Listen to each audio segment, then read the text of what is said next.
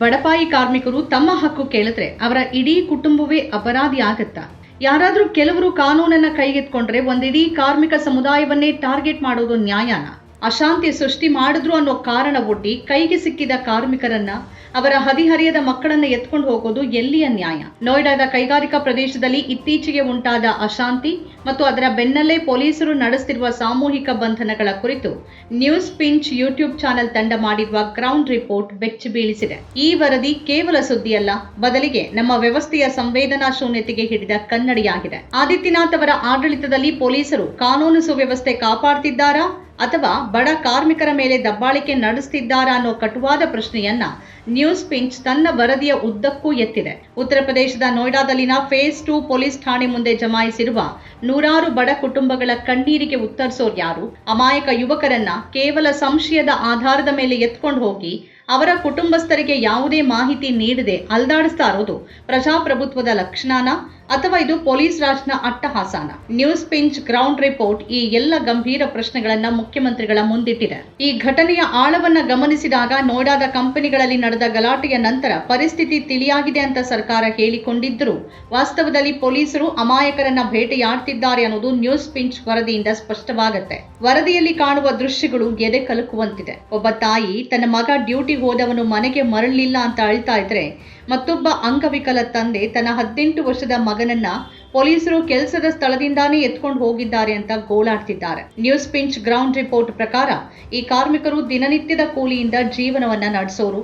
ಇವರಲ್ಲಿ ಅನೇಕರು ಹಿಂಸಾಚಾರ ನಡೆದ ದಿನ ಕೆಲಸಕ್ಕೆ ಹೋಗದೆ ಮನೆಯಲ್ಲೇ ಇದ್ರು. ಆದ್ರೂ ಅವರನ್ನ ಇಂದು ರಸ್ತೆಯಲ್ಲಿ ಹೋಗುವಾಗ ಅಥವಾ ಕೆಲಸಕ್ಕೆ ಹಾಜರಾಗುವಾಗ ಬಂಧಿಸಲಾಗಿದೆ. ಪೊಲೀಸರು ಯಾವುದೇ ಅಧಿಕೃತ ಮಾಹಿತಿಯನ್ನ ನೀಡದೆ, ಕನಿಷ್ಠ ಪಕ್ಷ ನಿಮ್ಮ ಮಗ ನಮ್ಮ ವಶದಲ್ಲಿದ್ದಾನೆ ಅನ್ನೋ ಸಣ್ಣ ಭರವಸೆಯನ್ನೂ ನೀಡದೆ ಅವರನ್ನ ಅಲೆದಾಡಿಸ್ತಾ ಇರೋದು ನ್ಯೂಸ್ ಪಿಂಚ್ ವರದಿಯಲ್ಲಿ ದಾಖಲಾಗಿದೆ. ನ್ಯೂಸ್ ಪಿಂಚ್ ವರದಿಗಾರ ಸೌರಭ್ ತ್ರಿಪಾಠಿ ಅವರು ಪೊಲೀಸ್ ಠಾಣೆಯ ಒಳಗೆ ಹೋಗಿ ಉನ್ನತ ಅಧಿಕಾರಿಗಳನ್ನ ಪ್ರಶ್ನಿಸೋಕೆ ಪ್ರಯತ್ನಿಸಿದಾಗ ಪೊಲೀಸರ ವರ್ತನೆ ಅತ್ಯಂತ ಉದ್ದಟತನದಿಂದ ಕೂಡಿತ್ತು.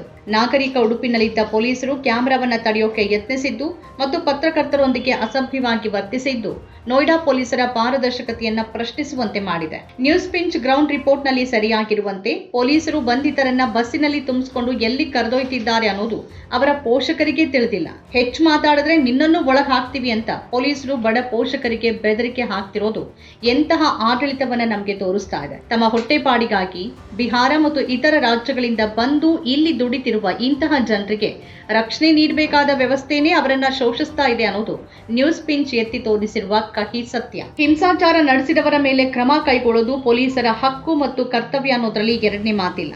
ಆದರೆ ಯಾರು ತಪ್ಪು ಮಾಡಿದ್ದಾರೆ ಮತ್ತು ಯಾರು ಅಮಾಯಕರು ಅನ್ನೋ ಸಣ್ಣ ವಿವೇಚನೆಯೂ ಇಲ್ಲದೆ ಸಾಮೂಹಿಕವಾಗಿ ಬಡಪಾಯಿ ಜನರನ್ನ ಎತ್ಕೊಂಡು ಹೋಗೋದು ಎಷ್ಟು ಸರಿ? ನ್ಯೂಸ್ ಪಿಂಚ್ ಗ್ರೌಂಡ್ ರಿಪೋರ್ಟ್ ತಿಳಿಸುವಂತೆ ಬಂಧಿತರಲ್ಲಿ ಅನೇಕರು 17 ರಿಂದ 19 ವರ್ಷದ ಹದಿಹರಿಯದವರು. ಕೆಲವರು ಕೆಲಸಕ್ಕೆ ಹೋದ ಪೋಷಕರಿಗೆ ಊಟ ಕೊಡೋಕೆ ಹೋಗಿದ್ದವರು, ಇನ್ನೂ ಕೆಲವರು ಹೂ ಮಾರೋರು.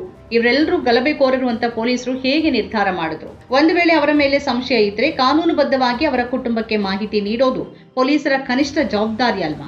ನ್ಯೂಸ್ ಪಿಂಚ್ ವರದಿ ತೋರಿಸಿರುವಂತೆ ಬಡತನದ ಕಾರಣಕ್ಕೆ ಶಿಕ್ಷಣ ಪಡೆಯಲಾಗದೆ ಚಿಕ್ಕ ವಯಸ್ಸಿನಲ್ಲಿ ದುಡಿಮೆಗೆ ಇಳಿದಿರುವ ಈ ಯುವಕರ ಭವಿಷ್ಯ ಈಗ ಪೊಲೀಸ್ ಠಾಣೆಯಲ್ಲಿ ಸಿಲುಕಿ ನಲುಗ್ತಾ ಇದೆ. ನ್ಯೂಸ್ ಪಿಂಚ್ ಗ್ರೌಂಡ್ ರಿಪೋರ್ಟ್ನ ಕೊನೆಯಲ್ಲಿ ವ್ಯಕ್ತವಾಗಿರುವ ಆಕ್ರೋಶ ಮತ್ತು ಅಸಹಾಯಕತೆ ಇಡೀ ಸಮಾಜಕ್ಕೆ ಕೇಳಿಸಬೇಕಿದೆ. 12 ರಿಂದ 13 ಸಾವಿರ ರೂಪಾಯಿ ಸಂಬಳಕ್ಕೆ ದುಡಿಯುವ ಈ ತೀರಾ ಬಡ ಜನರಿಗೆ ನ್ಯಾಯಾಲಯ ಮತ್ತು ವಕೀಲರ ಖರ್ಚು ಭರಿಸುವ ಶಕ್ತಿ ಎಲ್ಲಿದೆ? ಯುಪಿ ಮುಖ್ಯಮಂತ್ರಿ ಆದಿತ್ಯನಾಥ್ ಅವರು ಅಪರಾಧಿಗಳ ಮೇಲೆ ಕಠಿಣ ಕ್ರಮ ಅಂತ ಹೇಳುವಾಗ ಆ ಕ್ರಮದ ಅಡಿಯಲ್ಲಿ ಅಮಾಯಕ ಬಡವರ ಕಣ್ಣೀರ್ ಹರಿಯದಂತೆ ನೋಡಿಕೊಳ್ಳುವ ಜವಾಬ್ದಾರಿಯೂ ಅವರದ್ದೇ ಆಗಿದೆ. ನೋಯ್ಡಾ ಪೊಲೀಸ್ ಕಮಿಷನರ್ ಲಕ್ಷ್ಮೀ ಸಿಂಗ್ ಮತ್ತು ಜಿಲ್ಲಾಧಿಕಾರಿ ಮೇಧಾರೂಪಂ ಅವರು ಮೌನ ಮುರಿಬೇಕು. ನ್ಯೂಸ್ ಪಿಂಚ್ ಮಾಡಿರುವ ಈ ವರದಿ ಅಧಿಕಾರಿಗಳ ಕಿವಿಯನ್ನ ಮುಟ್ತೇ ಇದ್ರೆ ಇದು ಪ್ರಜಾಪ್ರಭುತ್ವದ ಸೋಲನ್ನೇ ಸಾರುತ್ತೆ. ಅಮಾಯಕರನ್ನ ಬಂಧಿಸಿ ಸಮಾಜದಲ್ಲಿ ಶಾಂತಿ ಸ್ಥಾಪಿಸೋಕೆ ಸಾಧ್ಯ ಇಲ್ಲ. ಬದಲಿಗೆ ಅದು ಜನರಿಗೆ ವ್ಯವಸ್ಥೆ ಮೇಲಿನ ನಂಬಿಕೆಯನ್ನೇ ಕುಸಿಯುವಂತೆ ಮಾಡುತ್ತೆ. ನಮ್ಮ ಕಾರ್ಯಕ್ರಮಗಳನ್ನ ನೀವು ನೋಡ್ತಾ ಇದ್ರೆ ನಮ್ಮ ಚಾನೆಲ್ ಅನ್ನ ಸಬ್ಸ್ಕ್ರೈಬ್ ಮಾಡಿ, ಪಕ್ಕದ ಬೆಲ್ ಐಕಾನ್ ಒತ್ತಿ ನಮ್ಮನ್ನ ಬೆಂಬಲಿಸಿ. ಹಾಗೆ ನಮ್ಮ ಕಾರ್ಯಕ್ರಮಗಳನ್ನ ಲೈಕ್ ಮಾಡಿ, ಕಮೆಂಟ್ ಮಾಡಿ, ಅದನ್ನ ಬೇರೆಯವರಿಗೂ ವಾಟ್ಸ್ಆಪ್ ಮೂಲಕ ಶೇರ್ ಮಾಡಿ.